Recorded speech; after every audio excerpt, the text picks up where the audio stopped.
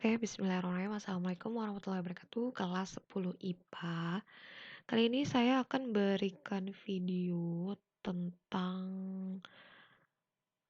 dinamika planet bumi, part yang kedua, persiapan untuk kalian pekan ulangan. Jadi silakan dipelajari. Oke, kali ini bahasannya yaitu tentang perkembangan bentuk muka bumi, kemudian skala waktu geologi, kemudian rotasi dan revolusi bumi,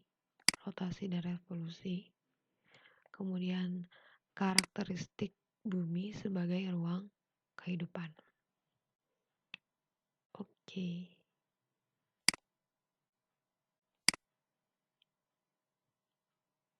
kita next. Saya akan menjelaskan mapping konsepnya. Nanti itu bagian bawahnya akan ada penjelasan lebih lanjut.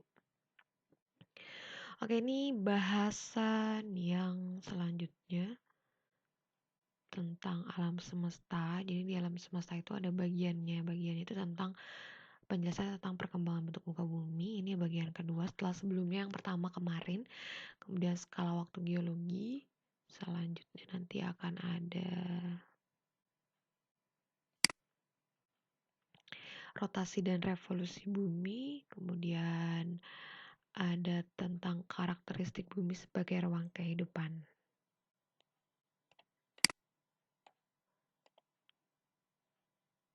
Oke, lanjut, saya akan bahas yang pertama terlebih dahulu, yaitu perkembangan bentuk muka bumi. Jadi untuk perkembangan bentuk muka bumi ada 4 teori. Yang pertama teori penggabungan benua atau continental drift teori. Kemudian yang kedua ada teori Laurasia dan Gondwana. Kemudian yang ketiga ada teori konveksi. Kemudian ada teori lempeng tektonik. Nah, penjelasannya teori-teori ini apa dan seperti apa gimana gitu. Saya akan jelaskan. Yang pertama ke teori penggabungan benua atau continental drift theory. Nah, ini penjelasannya. Jadi saya coba rubah jadi pen dulu. Oke. Teori penggabungan benua atau continental drift theory. Hipotesanya ya, jadi ini menganggap bahwa benua-benua yang ada saat ini ya, yang sekarang tuh kan ada benua Afrika, Amerika, Australia, kemudian benua Asia. Nah, dulunya itu dia bersatu menjadi satu yang dikenal sebagai super kontinen. Nah, kalian bisa gambar nih, bisa lihat gambar ini nih. Ini dulu benua itu menjadi satu, dia nempel seperti ini. Nah, yang bernama ya, yang dikenal dengan nama Pangea. Untuk benuanya yaitu dulu itu menjadi satu, namanya Pangea, sedangkan samudranya yang luas itu namanya Pantalasa. Saya ulangi, kalau misalnya benua namanya Pangea, kalau misalnya samudranya itu namanya Pantalasa. Nah, superkontinen Pangea ini ya kan tadi dikenal sebagai superkontinen. Jadi superkontinen Pangea ini diduga itu terbentuk pada 225 juta tahun yang lalu. Kemudian dia terpecah-pecah menjadi bagian-bagian yang lebih kecil yang kemudian bermigrasi atau lebih dikenal dengan drift ya ke posisi seperti saat ini. Ya. Gimana prosesnya? Kalian bisa lihat gambar di samping nih. Gambar di samping ini.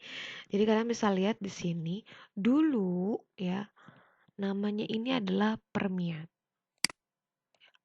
Nah, dulu itu benua menjadi satu. Itu terjadi 225 juta tahun yang lalu. Kemudian mulai memisahkan diri sedikit demi sedikit atau bermigrasi, drift ya. Nah, itu terbagi menjadi dua benua. Itu terjadi 200 juta tahun yang lalu. Namanya Triassic ya. Dia berubah menjadi dua benua. Ada Laurasia, ada Gondwana. Ini ada di teori selanjutnya. Oke. Kemudian 135 juta tahun yang lalu, ini yang sering kalian tonton ya. Jurassic Park, yang film-film dinosaurus. Nah, Jurassic, yang namanya Jurassic itu terjadi 135 juta tahun yang lalu dan dia sudah mulai lebih menjauh dari sebelumnya. Nah, kemudian pada 65 juta tahun yang lalu atau namanya tuh Cretaceous ya, dia sudah mulai agak terlihat nih benua-benuanya mulai terpisah nih. Kalian bisa lihat di sini benua-benuanya sudah mulai agak terpisah ya, yang sebelumnya menjadi satu seperti ini. Nah, akhirnya itu seperti sekarang ini sudah mulai memisahkan. Ada Asia, Afrika, South America, terus ada lagi North America. Nah, kemudian ada lagi Antartika. Nah, ini terjadi seperti sekarang dan awalnya itu namanya dia benuanya Pangea, dia menjadi satu. Oke, kita next. Nah, kemudian teori yang kedua itu Laurasia dan Gondwana. Ya, ini Laurasia dan Gondwana, saya coba klik. Oke. Kalian bisa lihat di sini. Teori Laurasia dan Gondwana, ya. Awalnya bumi terdiri atas dua benua yang sangat besar. Jadi bumi itu menurut teori ini benua itu hanya ada dua. Ya, terdiri atas dua benua yang sangat besar. Yaitu namanya apa? Laurasia. Itu dia di sekitar kutub utara adanya. Kemudian satu lagi Gondwana. Itu ada di sekitar kutub selatan bumi. Nah, kedua benua tersebut kemudian bergerak perlahan ke arah ekuator bumi. Jadi masing-masing bergerak perlahan ke arah ekuator bumi sehingga pada akhirnya terpecah menjadi benua-benua yang lebih kecil. Seperti kita sekarang ini. Nah, Laurasia terpecah menjadi benua Asia, Eropa, dan Amerika Utara sekarang itu.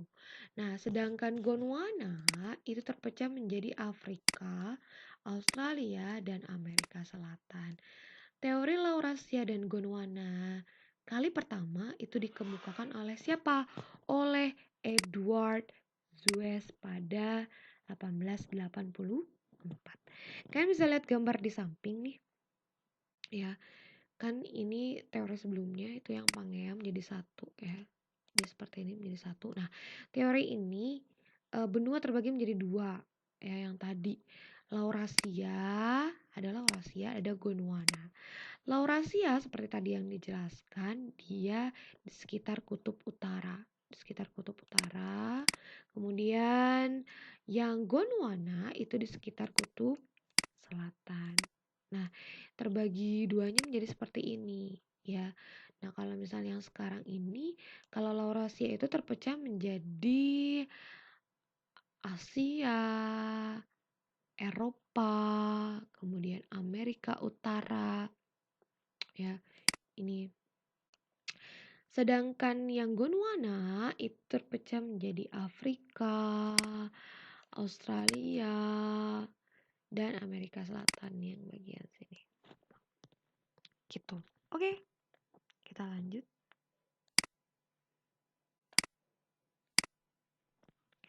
Kemudian yang ketiga, kita ke teori konveksi. Apa sih teori konveksi? Ya, oke. Jadi, teori konveksi ini dikemukakan oleh siapa? Oleh Arthur Holmes and Harry Hayes. Kemudian dikembangkan lagi teori ini oleh siapa? Oleh Robert Dies. Nah, mereka menyatakan bahwa di dalam bumi yang sangat panas terjadi arus konveksi ke arah kulit bumi, ke arah atas, ke arah kulit bumi.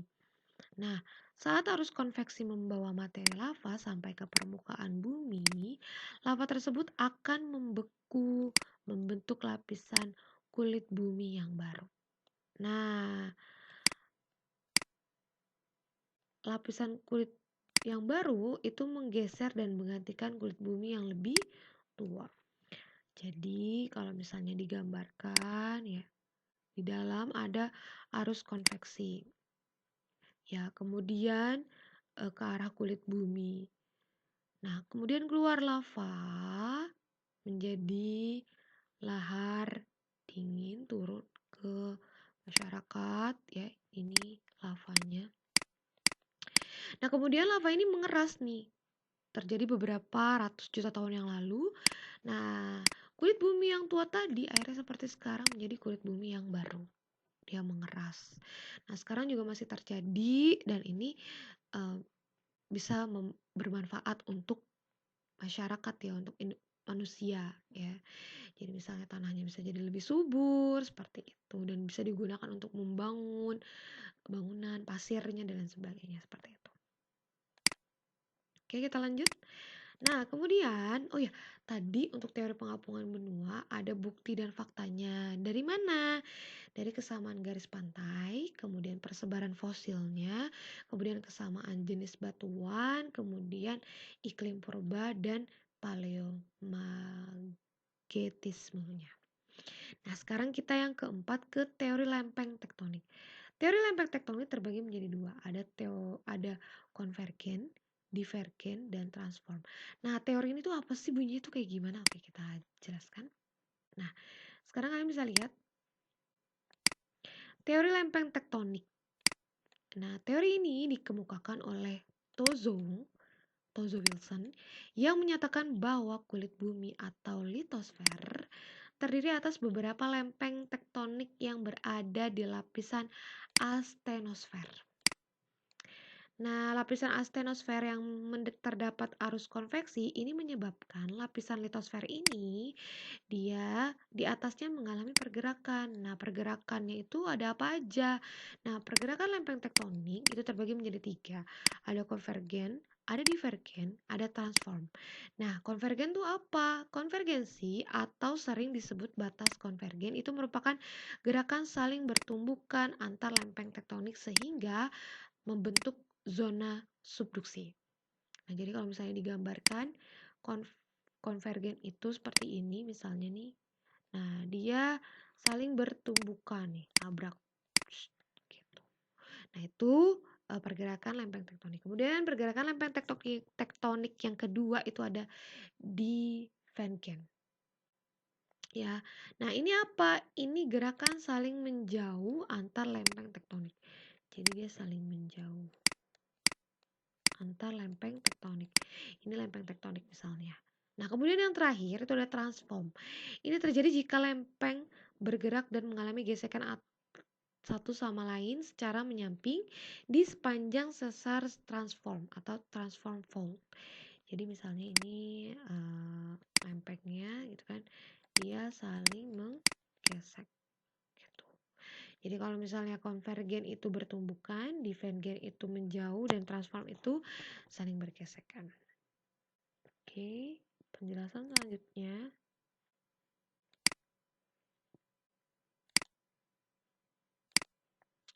Next. Nah, ini gambarnya seperti ini. Ini yang konvergen, ini yang divergen, dan ini yang transform.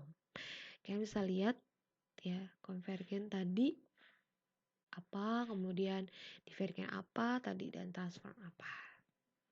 Ya, jadi kalau misalnya konvergen tadi, kalau konvergen tadi dia bertumbukan, kemudian divergen saling menjauh, dan transform itu gesekan. Seperti itu. Oke. Oke, selanjutnya. Nah, sekarang kita ke skala waktu geologi. Skala waktu geologi, ya, bisa lihat di sini.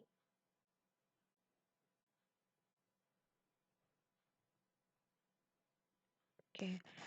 Jadi dalam ilmu geologi modern terdapat sebuah konsep yang disebut dengan konsep uniformitarianisme. Nah, apa itu? Kita balik lagi ke slide. Nah, konsep uniformitarianisme Ini adalah suatu konsep dasar dalam ilmu geologi modern yang mengacu pada doktrin the present is the key to the past.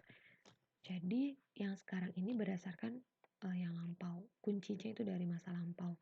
Nah, doktrin ini menyatakan bahwa hukum-hukum fisika, kimia, dan biologi yang sedang kamu pelajari hari ini, yang berlangsung saat ini itu berlangsung juga pada kurun waktu lampau. Jadi sudah terjadi pada yang masa lalu juga. Artinya, gaya-gaya dan proses-proses yang membentuk permukaan bumi seperti yang kita amati saat ini telah berlangsung sejak terbentuknya muka bumi dari awal. Nah, karena prinsip inilah kemudian manusia modern bisa merekonstruksi dan mengkira-kira kehidupan pada kurun dulu dan membuat sebuah skala waktu geologi dengan berdasarkan kepada data-data yang ada pada kurun sekarang ini.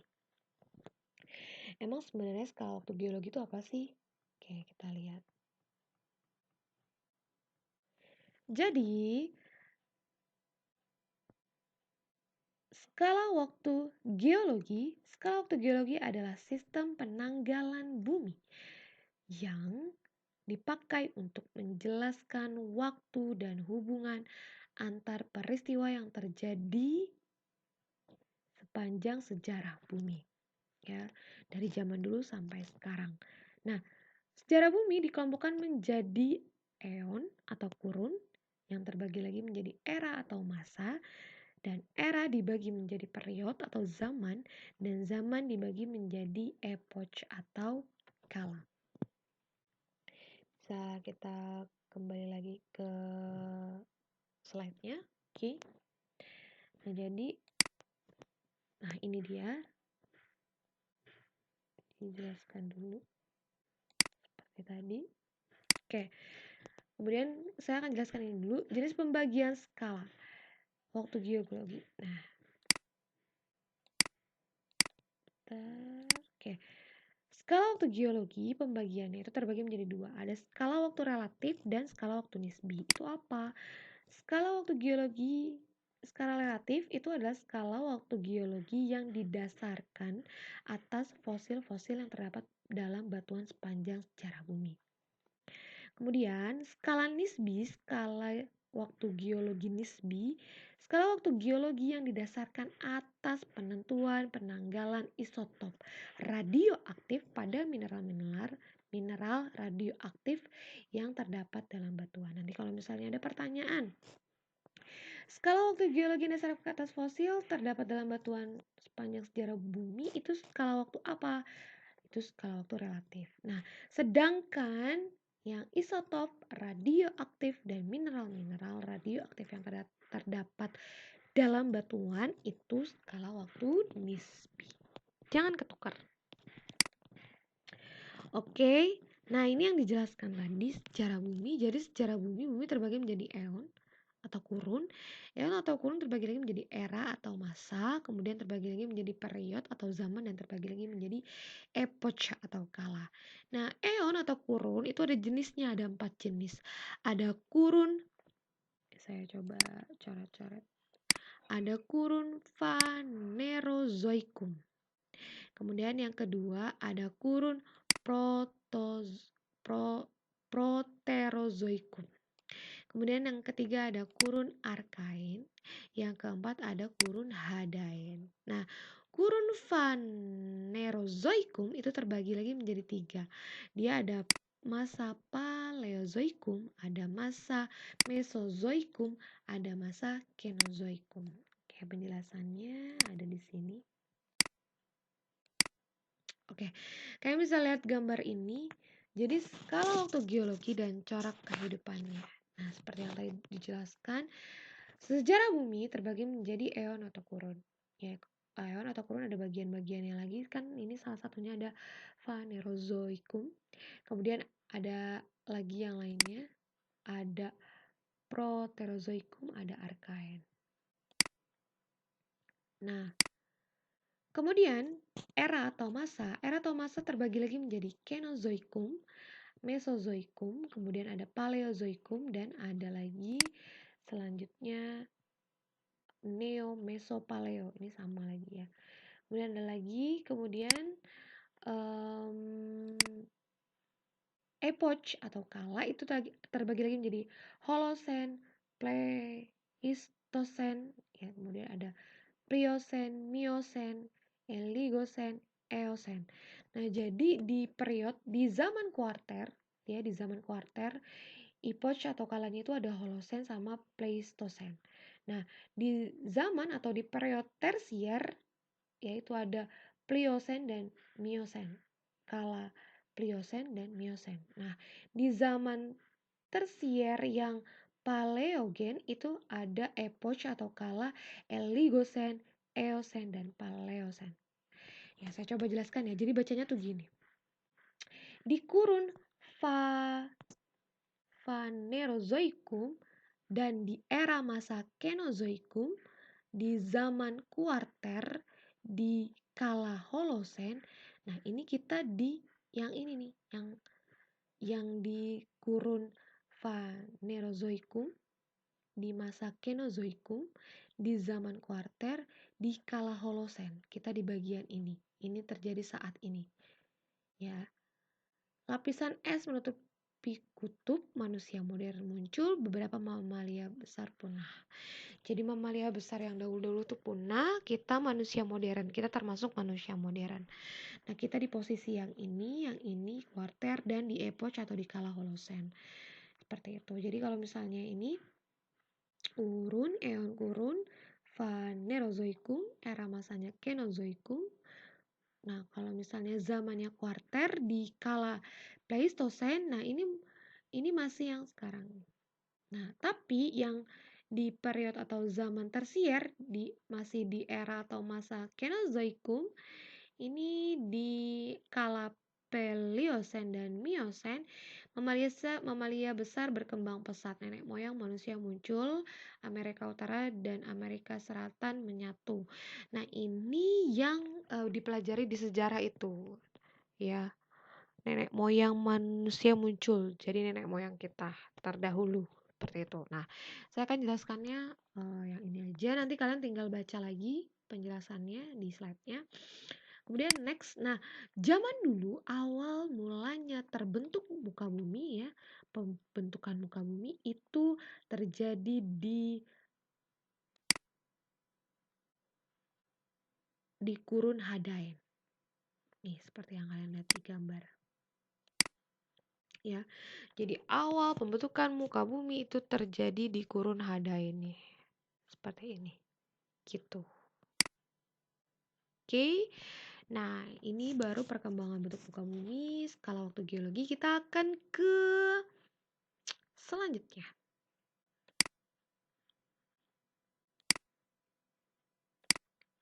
Oke, yang selanjutnya saya akan menjelaskan tentang rotasi dan revolusi bumi. Oke, rotasi dan revolusi. Rotasi itu apa sih? Rotasi bumi, revolusi itu apa sih? Oke, sebelum saya menjelaskan dampak-dampaknya, saya akan menjelaskan pengertiannya dulu. Rotasi bumi, jadi kalian bisa lihat di sini, rotasi bumi adalah perputaran bumi pada porosnya. Bumi berputar pada porosnya dengan arah perputaran dari arah barat ke timur. Masa rotasi bumi pada sumbunya dalam hubungannya dengan matahari itu memerlukan waktu 23 jam, 56 menit, dan 4091 detik. Digenapkan menjadi 24 jam. Nah, akibat rotasi bumi, benda-benda angkasa seolah-olah bergerak dari timur ke barat, terbit di ufuk timur dan terbenam di ufuk barat, seperti itu. Nah, dampaknya tuh apa? Dampaknya di sini kalian bisa lihat. Dampak rotasi bumi yang pertama, peredaran semua harian benda langit, kemudian pergantian siang dan malam, kemudian perbedaan waktu, kemudian pembelokan arah angin, dan selanjutnya perbedaan percepatan gravitasi di permukaan bumi. Nah, sedangkan revolusi bumi itu apa? Revolusi bumi adalah peredaran bumi mengelilingi matahari. Kalau tadi perputaran bumi pada porosnya, kalau ini peredaran bumi mengelilingi matahari. Nah, revolusi bumi merupakan akibat tarik-menarik antara gaya gravitasi matahari dengan gaya gravitasi bumi. Bidang orbit bumi mengelilingi matahari itu disebut bidang ekliptika. Pada saat mengorbit ke matahari, bumi selalu miring 23,50 terhadap garis yang tegak lurus ekliptika. Skala revolusi bumi dalam satu kali berevolusi adalah 365 hari, 5 jam, 48 menit, 46 detik. Atau digenapkan menjadi 365 seperempat hari. Bumi berevolusi dengan arah berlawanan dengan arah jarum jam, yaitu dari barat ke timur. Nah, dampaknya apa? Dampak revolusi bumi, kayak misalnya di sini nih yang rotasi, kalau yang ini yang revolusi bumi. Dampak revolusi bumi yaitu gerak semu tahunan matahari, kemudian perubahan lamanya siang dan malam, kemudian adanya pergantian musim panas, musim hujan, nah kemudian perubahan kenampakan rasi bintang, dan yang terakhir adalah kalender Masehi. Kemudian kita ke karakteristik bumi sebagai ruang kehidupan. Karakteristik bumi sebagai ruang kehidupan itu syarat utama planet sebagai ruang kehidupan apa saja? Kan dulu tuh beberapa tahun atau beberapa tahun yang lalu ya, ada peneliti yang menyatakan ya katanya, nanti kita bisa pindah nih ke Mars. Apakah Mars sesuai dengan syarat utama planet sebagai ruang kehidupan gitu kan? Ya, kalau misalnya yang selama ini kita tahu ya, yang sesuai dan amat pas sekali sebagai ruang kehidupan itu adalah bumi. Ya, planet bumi. Seperti itu. Nah, apa saja syaratnya? Yang pertama, jarak yang sesuai dengan bidang terdekat matahari. Nah, bumi itu sudah sangat pas dengan bintang terdekat yaitu matahari. Jika terlalu jauh mataharinya, maka bumi akan dingin. Kita akan es ya, ditutupi es beku. Dingin sekali. Nah, jika terlalu dekat itu akan sangat panas. Ya, kulit manusia tidak akan tahan, tidak akan kuat. Nah, makanya bumi ini sudah sangat ideal sekali, Tuhan atau Allah sudah menciptakan dengan sangat luar biasa. Ya, ini sangat ideal sekali. Jadi jaraknya itu sudah sesuai ya bumi ini. Kemudian yang kedua memiliki medan magnet. Yang ketiga ketebalan atmosfernya sudah sangat pas.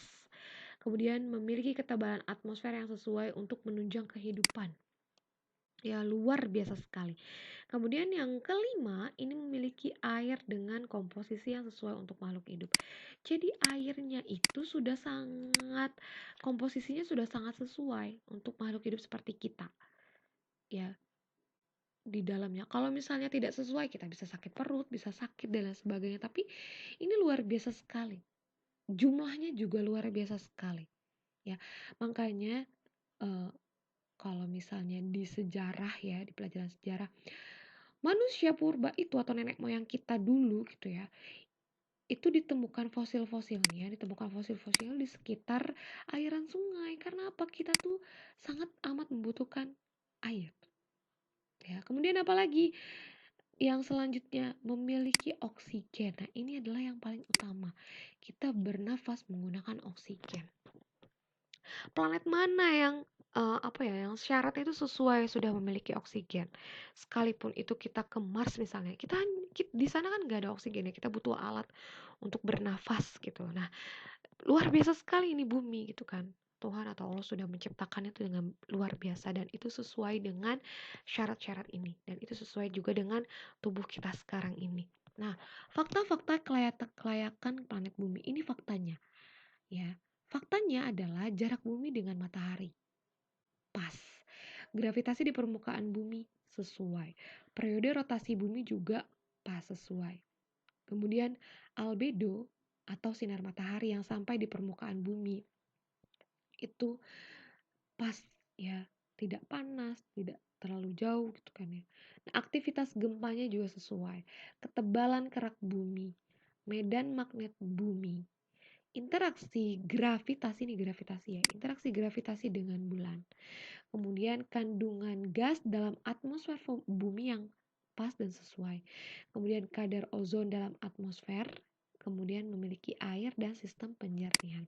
Betapa luar biasa sekali, seperti itu. Nah, oke, dengan berakhirnya saya menjelaskan yang poin keempat ini tentang karakteristik bumi sebagai ruang kehidupan, syarat utamanya, dan fakta-faktanya, ya, saya sudah selesai menjelaskannya.